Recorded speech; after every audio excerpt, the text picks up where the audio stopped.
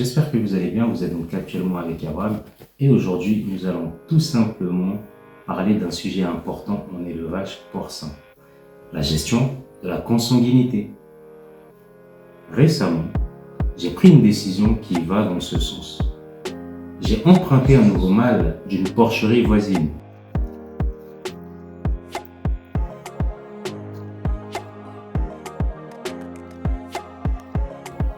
Pour la reproduction de mes trucs. Vous demandez peut-être pourquoi c'est important et comment cela peut vous être utile. Surtout, si vous êtes aussi dans l'élevage ou si vous envisagez de vous lancer, alors restez bien jusqu'à la fin. Je vais tout vous expliquer. La consanguinité, c'est lorsqu'on utilise des animaux d'une même lignée ou famille pour la reproduction. C'est aussi valable chez les humains et d'ailleurs ça crée beaucoup de dégâts. Si elle n'est pas contrôlée, elle peut entraîner des problèmes génétiques. Chez les porcelets, comme des malformations, une baisse de vitalité ou encore une diminution de la capacité à prendre du poids. Ces problèmes peuvent non seulement nuire à la santé de vos animaux, mais aussi affecter la rentabilité de votre élevage. Pour éviter ces complications, une solution simple et efficace consiste à introduire régulièrement du sang neuf dans votre troupeau. C'est pourquoi j'ai décidé d'emprunter un nouveau mâle auprès d'une porcherie, donc une autre porcherie. Et cela permet donc de diversifier les gènes et de maintenir un troupeau en bonne santé. Nous allons donc maintenant parler des avantages, justement. Premier point, éviter les problèmes génétiques. En introduisant un mâle d'une autre lignée, vous réduisez les risques de consanguinité et préservez la vitalité de vos porcelets. Sur le deuxième point, vous avez donc un coût qui est réduit.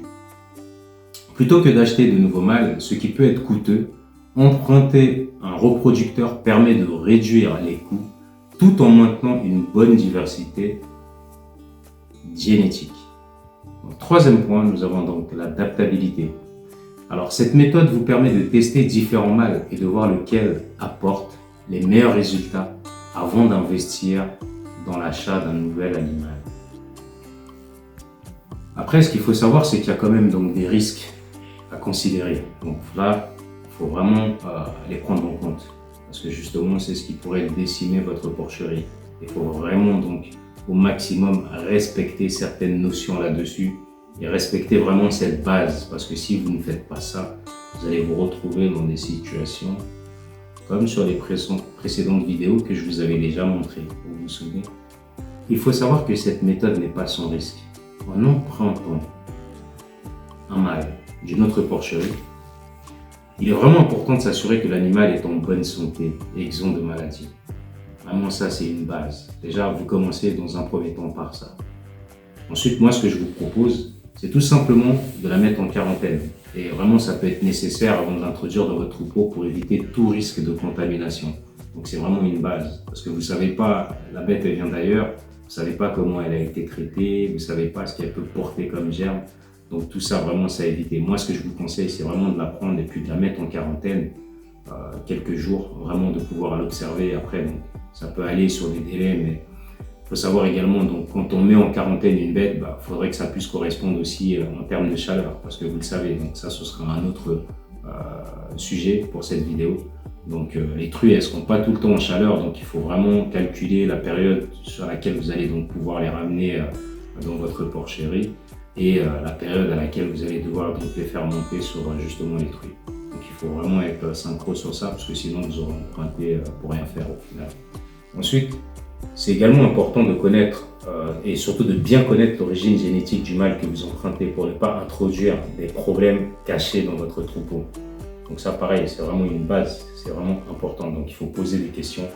Si vous ne connaissez pas, vraiment entourez-vous de professionnels. Donc après voilà, j'essaierai de faire une petite vidéo sur laquelle je vais essayer de vous montrer un petit peu à quoi ressemblent certaines races, etc. Bien qu'il y a beaucoup de mélanges, hein, je ne pourrais pas rentrer dans tous les détails aujourd'hui.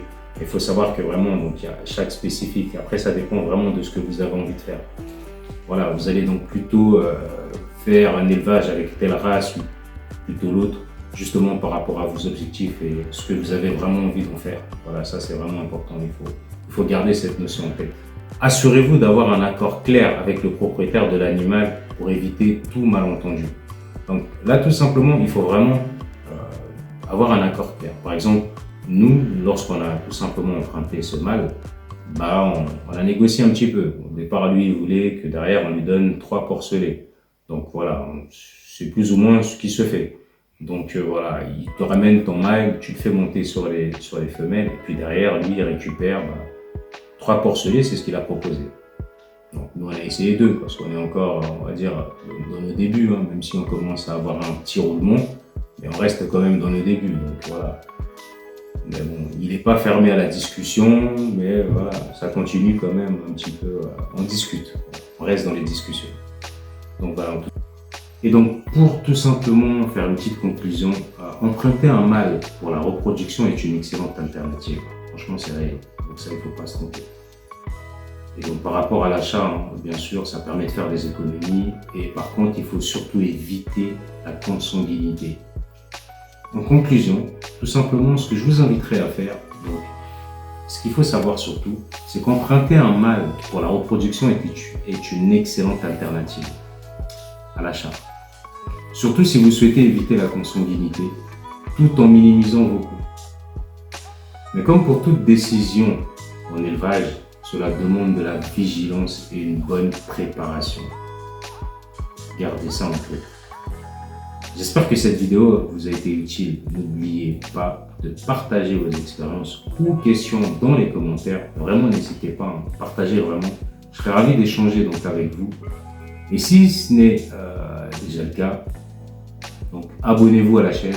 Vraiment, ça va m'apporter le plus grand soutien. Donc je vous inviterai vraiment à vous abonner et c'est vraiment essentiel pour moi que vous puissiez le faire parce que derrière, donc, ce sera un soutien que vous allez m'apporter.